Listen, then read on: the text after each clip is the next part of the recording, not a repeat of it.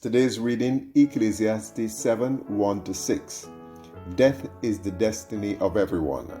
The living should take this to heart. Ecclesiastes 7, 2. Your eulogy. My heart is full from attending the funeral of a faithful woman. Her life wasn't spectacular. She wasn't known widely outside her church, neighbors, and friends.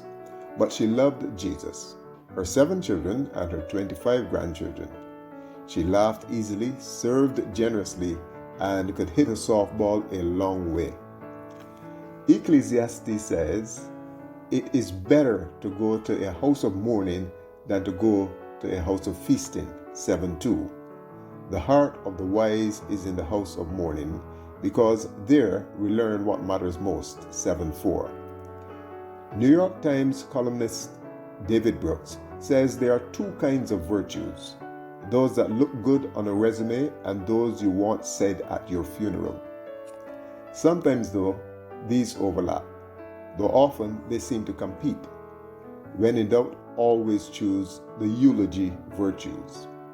The woman in the casket didn't have a resume, but her children testify that she rocked Proverbs 31 and its description of a godly woman. She inspired them to love Jesus and care for others. As Paul said, follow my example as I follow the example of Christ. 1 Corinthians 11:1. So they challenged us to imitate their mother's life as she imitated Jesus. What will be said at your funeral? What do you want said? It's not too late to develop eulogy virtues. Rest in Jesus. His salvation frees us to live for what matters most. Are you living out the things that will affect your resume or your eulogy?